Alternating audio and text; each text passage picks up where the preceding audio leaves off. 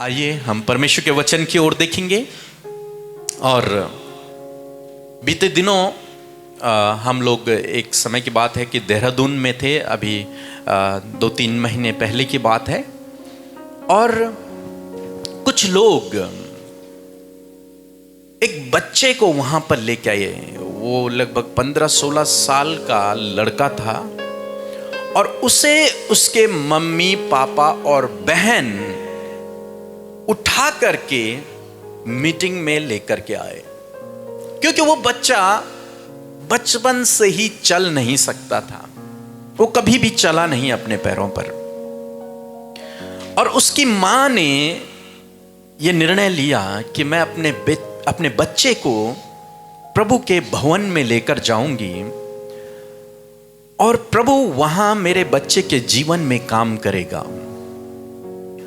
और उसके पापा और उसकी बहन, ये तीनों ने मिल करके उस बच्चे को उठाया और वो उसे मीटिंग में लेकर के आए। ऐसी सभा वहां पर चल रही थी और वहां लेकर के आए। और हम लोग वहां पर थे, आराधना हुई, वचन प्रचार हुआ। वो बच्चा वहां पर बैठा हुआ था और कई बार प्रचार करते समय मैं उस बच्चे की तरफ देख रहा था और वो बच्चा अजीब सी हरकतें कर रहा था। कभी हंस रहा था, कभी कुछ कर रहा, कभी कुछ कर रहा। और एक समय ऐसा आया जब प्रार्थना का सेशन शुरू हुआ वचन के बाद, और हम सभी लोग प्रार्थना कर रहे थे और उसके मम्मी पापा और उसकी बहन ने उस बेटे को, उस बच्चे को उठाया और वो उसे उठा करके ऐसे यहां आगे ले आए। और आगे उन्होंने उसे चारों तरफ से पकड़ा हुआ था। इधर से उसके पापा ने, इधर से मम्मी ने और पीछे से बहन ने उसे पकड़ के उसे ऐसे खड़ा किया हुआ था। और जैसे उसके लिए प्रार्थना हुई और उससे कहा गया कि चलो, और परमेश्वर प्रभु यीशु मसीह ने उस बच्चे को ऐसी सामर्थ्य से भरा कि वो बच्चा अपने पांव पर खुद के बल से उस हॉल में चलने लगा। Hallelujah, hallelujah. और उसके मम्मी पापा और जितने लोग उस हॉल में थे सब हैरान हो गए। बहुत सारे लोगों की आंखों से आंसू आने लग गए। लोग तालियां बजा रहे, लोग धन्यवाद करने लगे, प्रभु ये बड़ा आश्चर्य कर्म। हम भी देखकर हैरान थे कि प्रभु ये कैसे हुआ। उसकी मम्मी रोने लगी जोर जोर से, उसकी बहन रोने लगी, उसका पापा रोने लगा। उन्हें भी समझ नहीं आया कि ये हुआ क्या। ये बचपन से लेकर आज तक चला नहीं था। आज तक हमें इसे गोदी में उठा करके ही लेके गए जहां भी गए, लेकिन आज पहली बार प्रार्थना के बाद ये बच्चा चलने लगा। Hallelujah, hallelujah. हमारा परमेश्वर प्रभु यीशु मसीह साधारण नहीं है। वो असाधारण कामों को करने वाला परमेश्वर है। उसने न केवल उस समय काम किए बल्कि वो आज भी काम करता है। हालेलुया। ये उसकी खासियत है। हम केवल इन बातों को कहानियों में, किस्सों में, ये बाइबल में नहीं पढ़ते, बल्कि इन चीजों को हमने प्रैक्टिकल अपने सामने होते हुए देखा है। और आप में से बहुतों ने भी ऐसे आश्चर्य कर्म होते हुए देखे होंगे। हालेलुया। और बाइबल में भी एक व्यक्ति है जो सेम ऐसी जिसकी कहानी है, और उस व्यक्ति की कहानी मैं आज आपको बताना चाहूंगा। वो व्यक्ति को एक गंभीर रोग लग गया है, एक बहुत गंभीर रोग। ऐसा रोग जिसका उस समय में कोई इलाज नहीं था। और मैं सोचता हूं कि आज की डेट में भी उस बीमारी का कोई इलाज नहीं है। और वो जब उस बीमारी से ग्रसित हो गया तो यूं समझ लीजिए कि वो किसी काम का अब नहीं रहा। मानो वो एक डेड बॉडी के समान पड़ा हुआ है।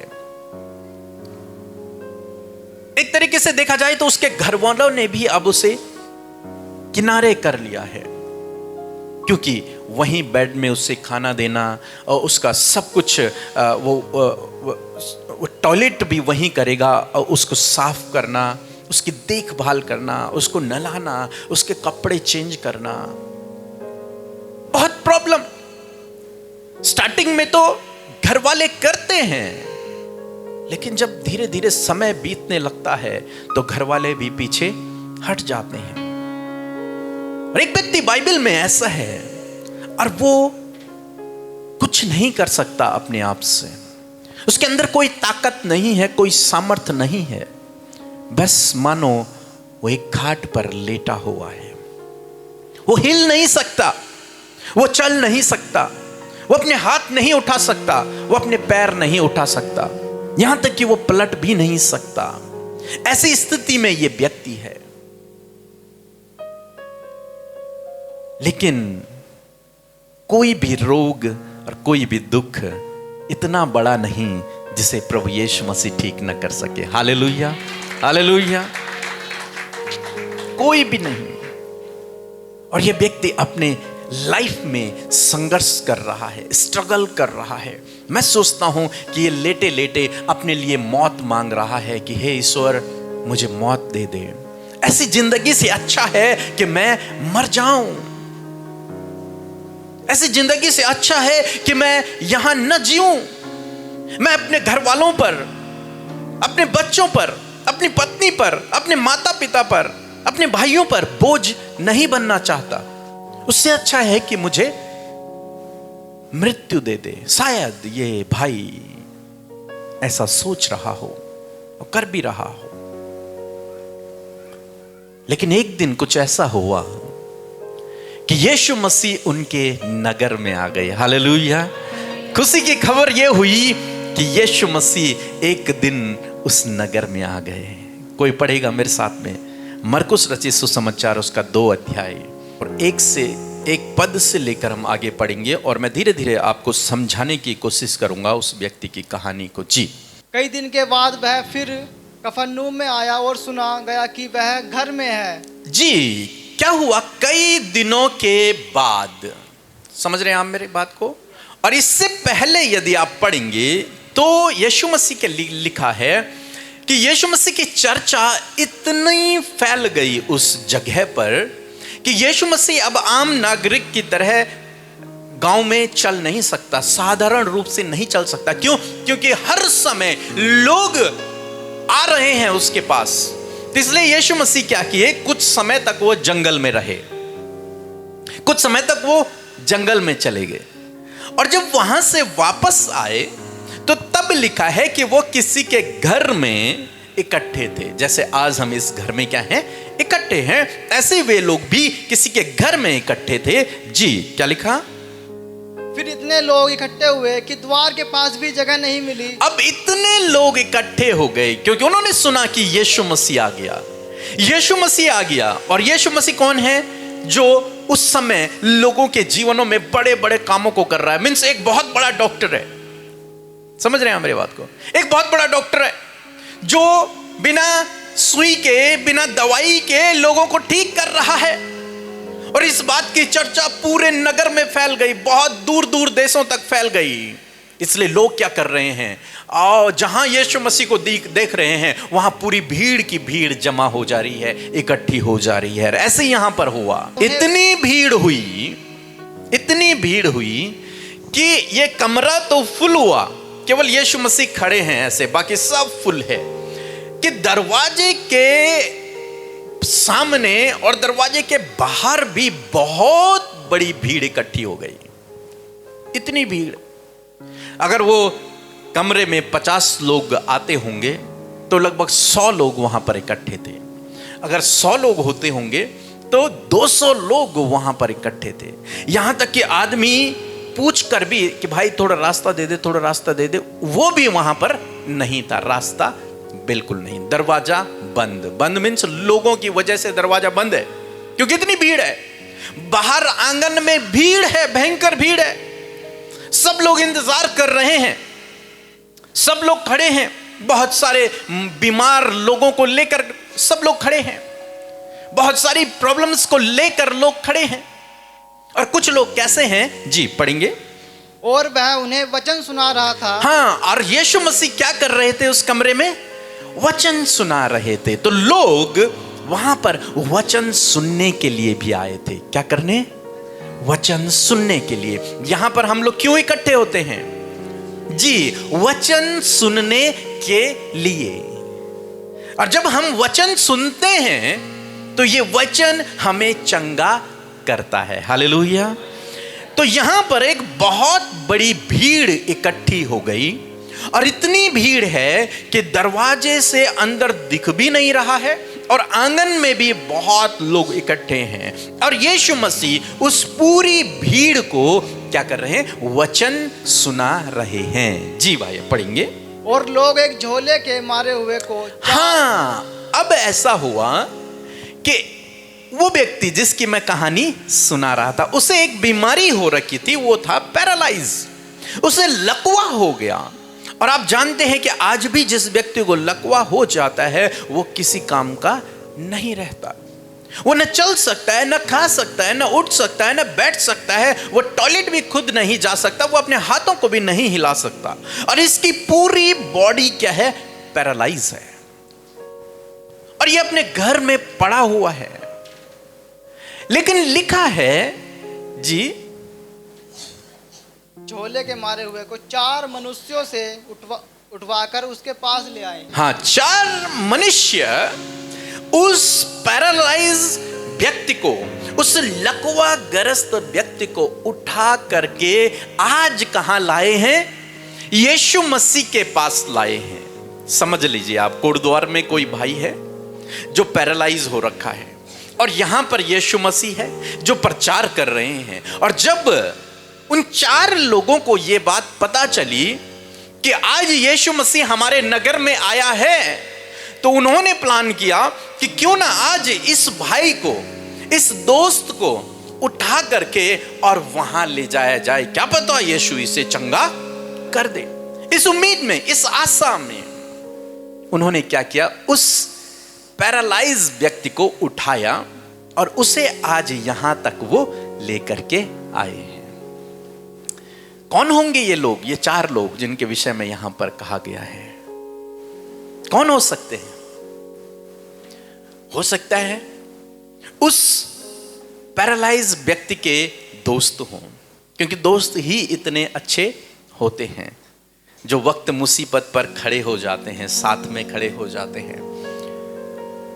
हो सकता है उसके भाई हों जो अपने भाई की स्थिति को ऐसा नहीं देख पा रहे हैं, इसलिए उसे उठा करके वो आज यीशु मसीह के पास लाए हैं। हो सकता है उसके करीबी रिश्तेदार हों, लेकिन चलो मान लेते हैं उसके क्या हैं? ये 4 दोस्त हैं। हो सकता है इससे पहले जब ये व्यक्ति ठीक था, जब ये बिल्कुल फिट था, तब ये 5 के 5 मिल करके पार्टी किया करते होंगे। कहीं पर बोतल खुलती होगी, कहीं पर ये बैठकर गप्पे मारते होंगे, कहीं पर ये घूमने के लिए जाते होंगे। बहुत अच्छी दोस्ती इन लोगों के बीच में है। लेकिन क्या करें, अब एक भाई कैसा हो रखा है? पैरालाइज हो गया। अब ये 4 ही बज गए हैं। तो इन 4 ने प्लान किया कि हम आज अपने इस दोस्त को उठा करके लेके जाएंगे। कहां लेके जाएंगे? यीशु मसीह के पास लेकर के जाएंगे। अब जानते हैं, मुझे याद आया तब मैं आप लोगों को बता रहा हूं। एक समय था जब मैं भी प्रभु को नहीं जानता था। 2008 की मैं बात बता रहा हूं। मैं नहीं जानता था और मेरे अंदर बहुत सी बीमारियां थी, मतलब बुरी आदतें। बीमार तो नहीं था मैं, बुरी आदतें थी। और मेरा एक भाई, उसने प्रभु को जान लिया। वो चर्च जाना शुरू करा, उसने संगति में जाना उसने शुरू कर दिया। अब एक दिन मैं उनके घर पे था, उस भाई के घर पे था, और उसने मुझसे कहा कि तुम भी चलो, तेरी सारी बुरी आदतें छूट जाएंगी। क्योंकि वो मेरी चिंता करता है। समझ रहे हैं मेरी बात को? क्योंकि वो मेरा भाई है और मेरी चिंता करता है कि मैं तो सही हो गया, लेकिन मेरा भाई क्या है? गलत संगति में है। इसे भी मैं लेकर चलता हूं। और उसने मुझसे कहा कि आज तू भी मेरे साथ में चल। और मैंने उसकी बात को मान लिया। मैं कहानी शॉर्ट करके आपको बता रहा हूं। मैंने उसकी बात को मान लिया, ठीक है भाई, मैं भी तेरे साथ में चलता हूं। और मैं उस दिन पहली बार ऐसी संगति में पहुंचा।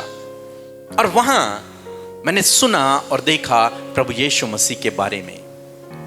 और उस दिन के बाद प्रभु ने मेरे जीवन में काम किया और मैं बचा लिया गया। हालेलुया।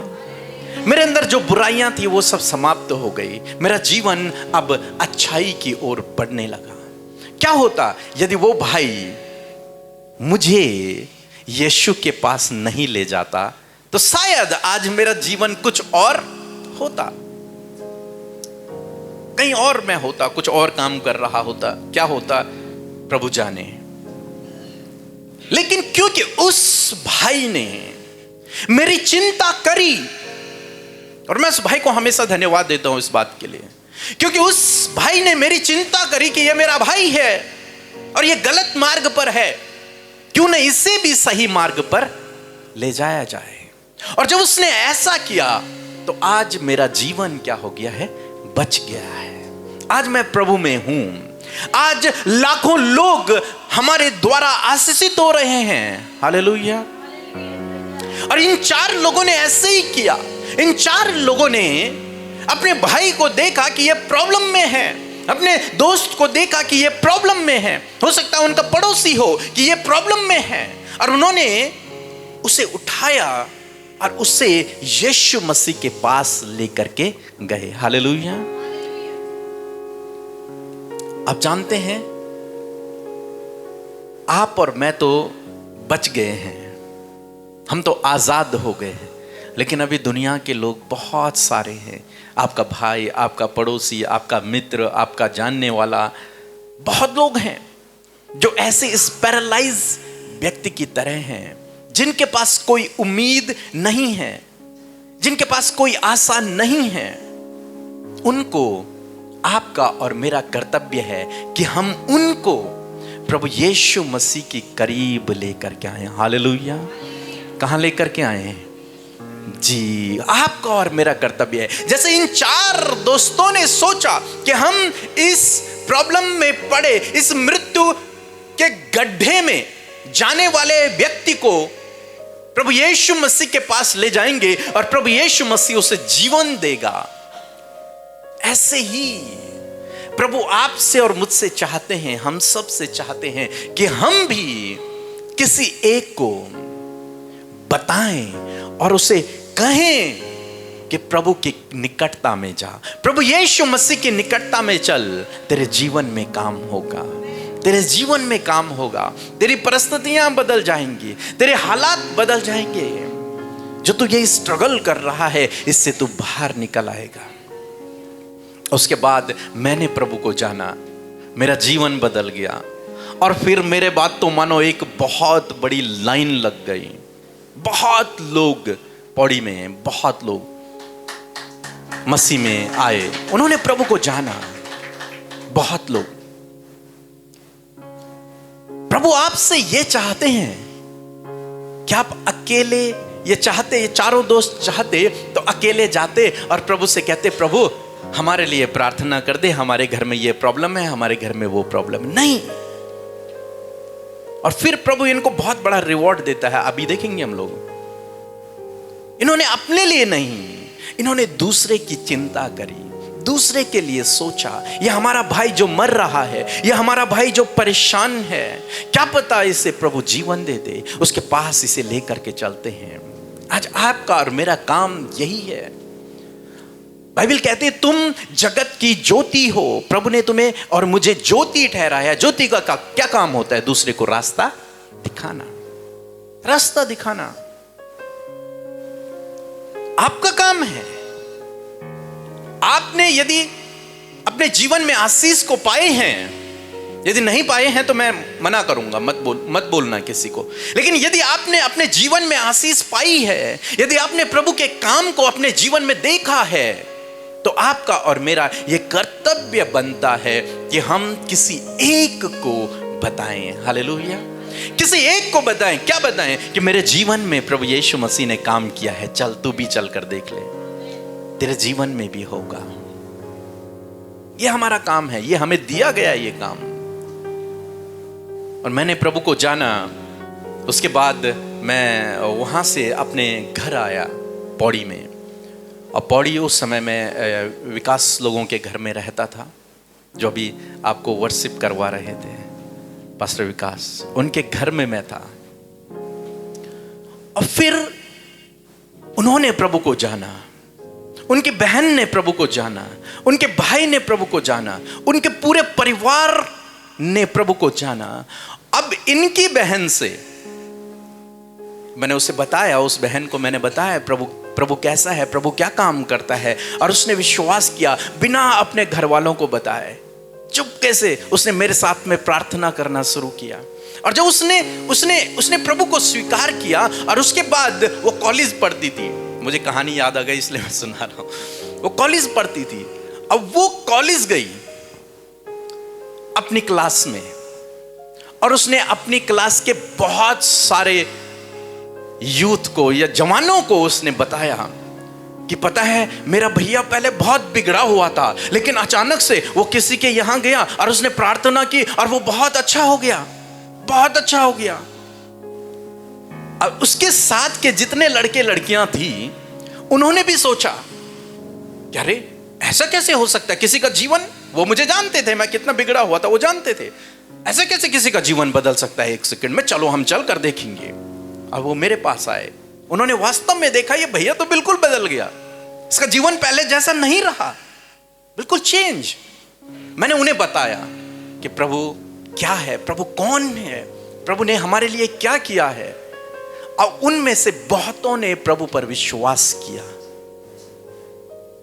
और जब उन्होंने विश्वास किया, उसके बाद उन्होंने किसी एक को बताया। उनमें से एक तुम्हारी मैडम भी है, ये पास्टर अमृता भी है, उनमें से एक ने इनको बताया, इन्होंने एक को बताया, वो सूरज भाई है जो इलेक्ट्रिक गिटार बजाते हैं, उन्होंने किसी और को बताया। ऐसे ऐसे हम बहुत लोग हैं, बहुत लोग।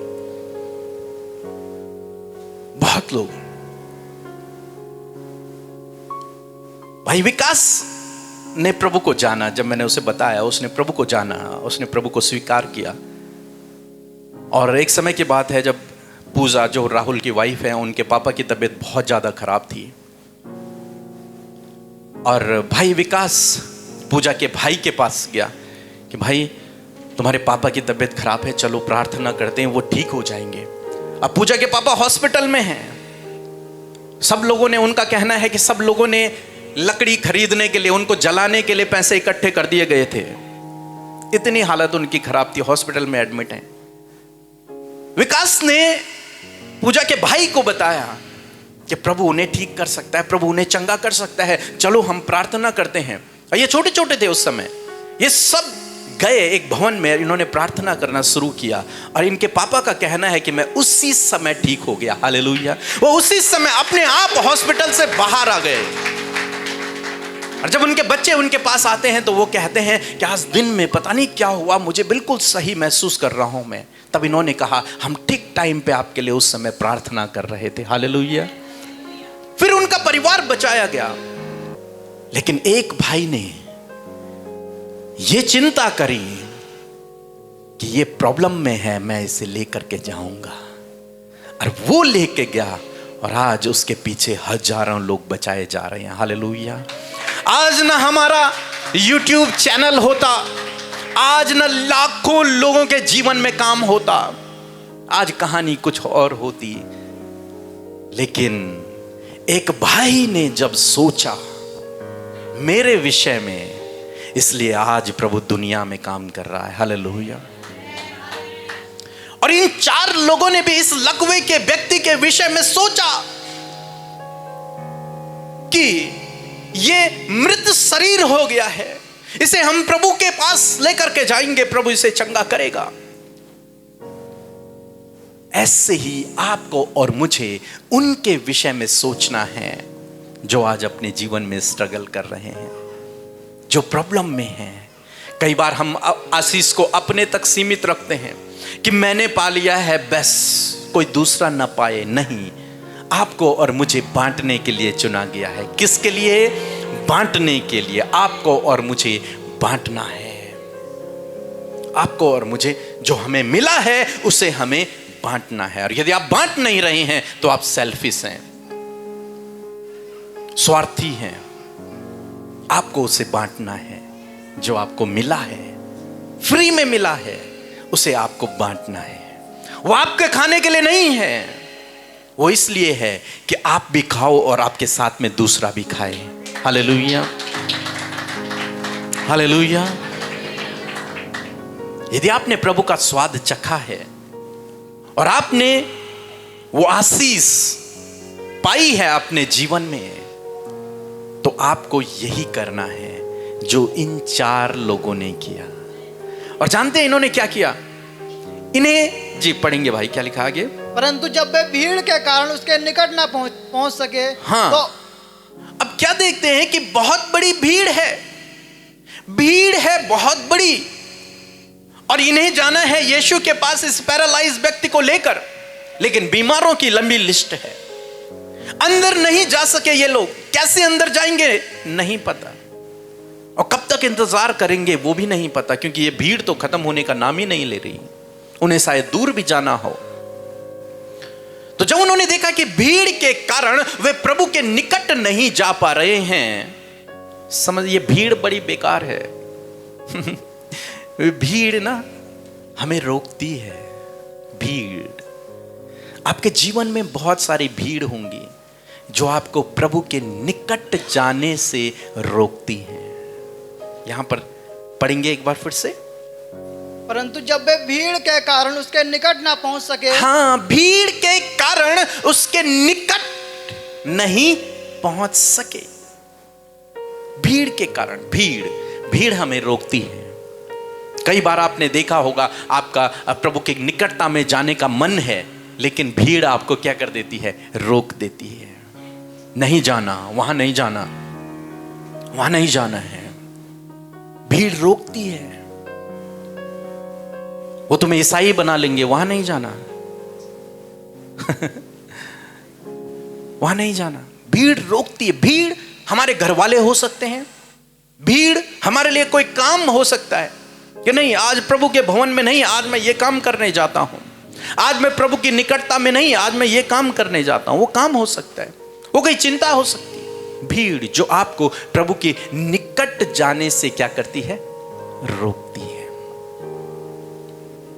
और इनके सामने एक बहुत बड़ी रुकावट है कि कैसे अब हम इस पैरालाइज व्यक्ति को प्रभु की निकटता में लेकर के जाएं। ये बड़ा चैलेंज इनके सामने है, लेकिन इन्होंने अपने लिए मार्ग बना दिया। Hallelujah, hallelujah, hallelujah. आगे हम नेक्स्ट संडे हम लोग प्रचार करेंगे, क्योंकि बहुत ज्यादा लंबा हो जाएगा। भाई आप बैठ सकते हैं, मैं सोचता हूं कि टाइम भी हो ही रहा है जी। तो इन्होंने अपने लिए मार्ग बना लिया। क्या कर दिया? मार्ग बना दिया। जब रास्ता, प्रभु के निकट जाने का जब रास्ता न मिले ना आपको, तो आपको खुद मार्ग बनाना पड़ेगा। हालेलुया। आपको खुद क्या करना पड़ेगा? मार्ग बनाना पड़ेगा। हमने कई बार अमृता मैडम की गवाही को हमने सुना कि जब उन्हें रोका गया, भीड़ ने उन्हें रोका, उनके घर वालों ने उन्हें रोका कि प्रभु की निकटता में नहीं जाना है, भवन में नहीं जाना, संगति में नहीं जाना है, तो उन्होंने कई बार ऐसे रास्ते बनाए कि आज मुझे स्कूल में बुलाया गया है, आज मुझे दूसरे की कहीं जाना है, और तब ऐसे बहाने, जिन्हें हम कहेंगे बहाने बना करके वो प्रभु के घर में गई और उन्होंने वहां संगति की, वहां प्रभु की आराधना को किया। तो समझ रहे हैं हम मेरी बात को? आपको मार्ग बनाना पड़ेगा, खुद मार्ग बनाना पड़ेगा। यदि आप प्रभु की निकटता में आना चाहते हैं तो आपको खुद मार्ग बनाना पड़ेगा, नहीं तो दुष्ट तो आपके मार्ग को रोकना चाहता है। दुष्ट तो आपके मार्ग को रोकना चाहता है। भीड़ खड़ी है जो आपको प्रभु की निकटता में नहीं जाने देगी, लेकिन मार्ग आपको बनाना है। और इन्होंने मार्ग बनाया। ये छत में चढ़ गए, इन्होंने छत के खोल दिया, पूरी छत, और वहां से उन्होंने उस मरीज को अंदर भेजा। हम नेक्स्ट संडे से देखेंगे। आज के लिए केवल इतना आप समझ लीजिए कि आपका और मेरा जो काम है, जो प्रभु ने आपके और मुझे दिया है, वो ये है कि यदि मैंने आशीष पाई है, यदि मेरे जीवन में काम हुआ है, तो आपको किसी दूसरे को जो एक ऐसा व्यक्ति है जिसे प्रभु की नीड है, जरूरत है, वो स्ट्रगल कर रहा अपनी लाइफ में, उसे प्रभु की निकटता में लाना है। आप चाहे उससे कहें कि भाई मैं तेरे लिए प्रार्थना करूंगा या फिर करूंगी, आप चाहे उसके घर में जाकर उसके लिए प्रार्थना कर दें, आप चाहे उसे एक YouTube वीडियो दिखा दें कि इस वीडियो को सुनना, प्रभु तेरे जीवन में काम करेगा। आप चाहें तो उसे यहां लेकर के आ सकते हैं कि भवन में चल, संगति में चल, वहां पर तेरे लिए प्रार्थना होगी, तेरे जीवन में काम होगा। और जब आप ऐसा करेंगे, जब आप, भीड़ तो रोकेगी लेकिन आपको मार्ग बनाना है स्वयं, जब आप ऐसा करेंगे प्रभु आपको बहुत बड़ा रिवॉर्ड देगा, बहुत बड़ा प्रतिफल, क्योंकि आपने चख लिया है। अब समय है दूसरों को चखाने का, दूसरों को टेस्ट करवाने का। हालेलुया। लड्डू बहुत मीठा है, आपने और मैंने खा लिया है। दूसरे को कैसे पता चलेगा कि मीठा है? मैं खुद ही कह रहा हूं मीठा है और किसी ने नहीं खाया, तो मुझे क्या करना पड़ेगा? शेयर करना पड़ेगा, मुझे दूसरे को देना पड़ेगा, तभी उसे भी पता चलेगा हाँ लड्डू मीठा है। तो यदि आपने प्रभु यीशु मसीह से आशीष को पाया है, कुछ भी आपके जीवन में काम हुआ है, आपको लगता है कि प्रभु यीशु ही है जो लोगों को छुटकारा दे सकता है, तो जरूर से इन 4 व्यक्तियों की तरह इस काम को करें। उस व्यक्ति को जो स्ट्रगल कर रहा है उसे प्रभु के पास लेकर के आए। क्या होता अगर देहरादून में वो मम्मी पापा और वो बहन अपने इस बच्चे को लेकर के नहीं आते, तो मैं सोचता हूं कभी उसके जीवन में काम नहीं हो पाता। लेकिन वो लेकर के आए, इसलिए उसके जीवन में काम हुआ। क्या होता अगर वो भाई मुझे प्रभु के पास नहीं लेकर के आता, तो शायद आज हम सब भी यहां पर बैठे नहीं होते, कहानी कुछ और होती। लेकिन एक भाई ने सोचा मेरा जीवन बचा, मेरे साथ में हजारों लोगों का जीवन बचा, उनके जीवन में काम हुआ। Hallelujah, hallelujah. तो इसलिए आज मैं आपको उत्साहित करना चाहूंगा कि आपको केवल इतना करना है कि जो नीड में है, जो जरूरतमंद है, उसके लिए प्रार्थना करें और समय आने पर उसे प्रभु के बारे में बताएं और समय आने पर उसे संगति में लेकर के आएं, उसके लिए मार्ग बनाएं। प्रभु आपको बहुत बहुत आशीष देगा उस काम के बदले। मैंने आशीष पाई है, मैं कहता हूं सारी दुनिया से चिल्ला चिल्ला के मैं कहता हूं मैंने प्रभु से बहुत आशीष पाई है, बहुत आशीष पाई है। मैंने हर प्रकार की आशीष पाई मैंने प्रभु से, उसने मुझे दी है। लेकिन उसका कारण शायद ये भी एक है क्योंकि मैंने उस लड्डू को सबको बांटा है। हालेलुया, सबको दिया है, सबको। प्रभु ने बड़े बड़े कामों को किया, बड़े बड़े कामों को, अद्भुत आश्चर्य कर्मों को हमने देखा होते हुए। लेकिन ये कब होगा? जब आपको किसी एक के बारे में सोचना पड़ेगा।